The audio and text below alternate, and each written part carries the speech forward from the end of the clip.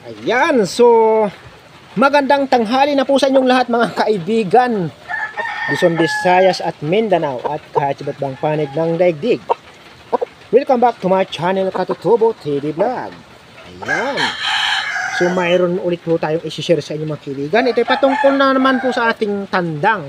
So kanina sa mga nauna kong vlog sa inyo, yun ay patungkol naman sa ating stag. So ito mga kaibigan ay patungkol sa ating tandang. So mayroon na naman po tayong i-share mga kaibigan sa inyo. So ano nga ba ito? Tara mga kaibigan, huwag natin patagalin. Pero bago ang lahat, disclaimer, this video is for entertainment purposes only. Ayan. So sa mga mahilig na naman po mga kaibigan sa sinyalado or sinyal ng manok, mayroon naman po tayong ma-share sa inyo na bago or kakaiba na naman mga kaibigan. Ayan. So tara mga kaibigan, huwag na natin patugalin. Papakita na natin ang kanyang tinatagong lihim. Ayan mga kaibigan, kung makita nyo, ang ating pulang manok. So siya naman ay white legs. So kung makita nyo mga kaibigan, halos siya ay disim sa ating puti na sinibalang. Pero ang pinagkaiba nila mga kaibigan, mayroon siyang 7 bakod. Ayan. So ang kanyang paningit, kung isa lang dito sa mga kaibigan, paningit lang 'yun. So masasabi natin na paningit, pero straight po siya. So bastunan din ho siya mga kaibigan. Pero pagdating dito mga kaibigan sa taas ng tahid, makita po ninyo ito. Meron siyang malaki parang pangil. So pumasok lang siya dito. Tapos hindi po siya nag-cut sa gitna. So bali malaki lang po ang kanyang pangil papunta dito, para siyang pangil. Tapos pagdating sa taas niya, dire-diretso na naman po yung parang baston or guhit mga kaibigan, na kaliskis na tuldok-tuldok. Ayan, kung makita po ninyo. So matatawag din po natin itong bastunan mga kaibigan or baston. Pero pagdating ang pinagkaiba, ang kanyang pinakailalim mga kaibigan, ayan kung makita nyo. So 7 bakod po siya. So para makasiguro tayo, bibilangin natin. Dito ay magsisimula. Ayan.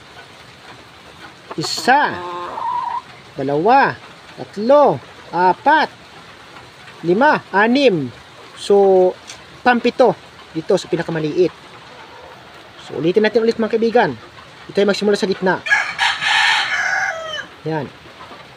So, 1, 2, 3, 4, 5, 6, 7. Ayan. So, mayroon siyang 7 bakod. Halos tapat ng kalasingsingan or singising ang tawag sa amin. So kakaiba siya. Kanan yan mga kaibigan. So ang kanyang kaliwa naman mga kaibigan, halos disim lang po dito sa kanyang kanan. Ayan. Pero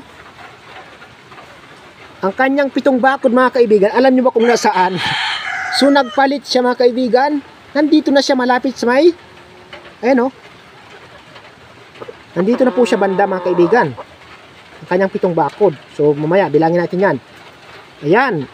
So ang kanyang kaliskis ay dire-diretso din mga kaibigan, no? Makita po ninyo, dire-diretso mga kaibigan. Tapos sa taas lang, halos tapat lang or taas lang ng kaunti ng tahid, mayroon siyang isang kaliskis na halos masasabi natin na buo, parang pangil din, kagaya doon sa kabila.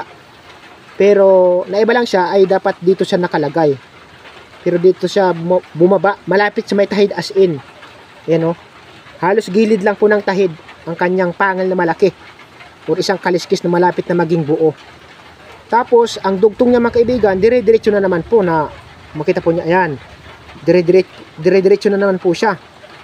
Tapos pagdating dito sa may malapit sa tuhod, makita niyo mga kaibigan, malapit po sa stoda, bilangin natin. Ayan, ito po siya mga kaibigan. Ito po siya. Ito po yung putong sa gitna or tuldok. So dito po tayo magbibilang sa taas, pinakagitna. Yan, 1, 2, 3, 4, 5, 6, 7. Ayan, so 7 din po siya mga kaibigan. Ang kanyang 7 bakod sa kaliwa ay malapit sa tuhod. Sa baba lang ng tuhod mga kaibigan ang kanyang 7 bakod. Sa kanyang kaliwa yan mga kaibigan ha. So halos bastunan din po ang kanyang magiging tawag mga kaibigan, kasi isa lang po ang kaliskis na kumbagay nagputol sa kanila. Pero nakakunik pa rin po yung kanyang kabila. Ang kabila lang po ang hindi. Parang siningitan lang siya mga kaibigan, no? Kagaya nito. Kita nyo, dire-diretso po yan. Straightan po yan mga kaibigan. Makita po ninyo. Yan, straight po yan. Pagdating dito, may putol.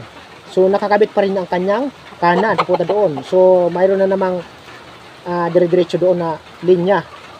So, matatawag pa rin natin itong bastunan mga kaibigan. Ayan. Ay, kung saan, makita po ninyo.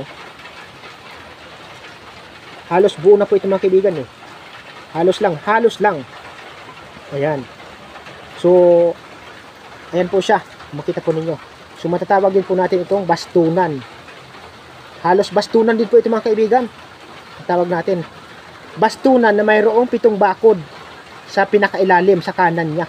Halos palasingsingan na tapat. And then, sa kaliwa niya, bastunan din halos ang tawag. Nasa taas naman mga kaibigan, dito banda, ang kanyang 7 bakod ito. Ayan. Nasa baba ng tuhod. Ang ating pulang manok na white legs, ang kanyang paa. Ayan, ito po siya. Ito po ninyo.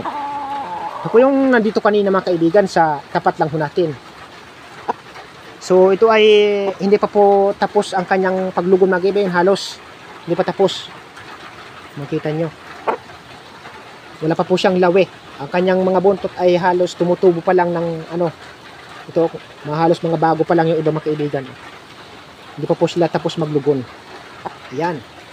So, ayan lang po mga kaibigan. So, matatawag din ho natin itong bastunan or baston. Bastunan na mayroong 7 bakod magkabilaan, left and right. So, sa inyo mga kaibigan, ano po ang tawag ninyo dito? Mag-comment naman po kayo. So, ayan na po mga kaibigan. Sa mga mahilig sa sinyalado, ano po ang tawag ninyo dito? Ito ba ay matatawag natin na bastunan talaga?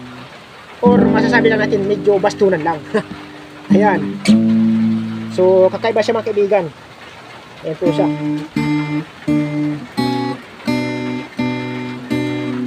So, maraming salamat po sa inyong lahat mga kaibigan. Sa walang sawang nanonood ng aking mga video. Sa mga baguhan, kung nagustuhan po ninyo aking video, huwag naman po ninyo kalimutang mag-like, mag-share, at higit sa lahat, mag-subscribe para lagi pa rin po updated sa mga susunod video na i-upload. So, please support my channel mga kaibigan.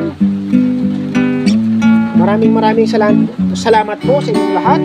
So, pag mayroon tayong mga kakaibang mga bagay or kakaibang mga nakikita, ay dito po natin ipapalabas sa ating channel.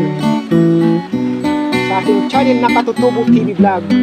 So, kung nagustuhan po ninyo ang mga video natin, ay paki-like naman, paki-share, at kung kayo'y baguhan lang po mga kaibigan, ay paki-subscribe. Yun lang naman po ang aking kahilingan sa inyo. So, maraming salamat po sa inyong lahat. Isang maulang tanghali po sa inyong lahat mga kaibigan. God bless us all. Hanggang sa muli mga kaibigan.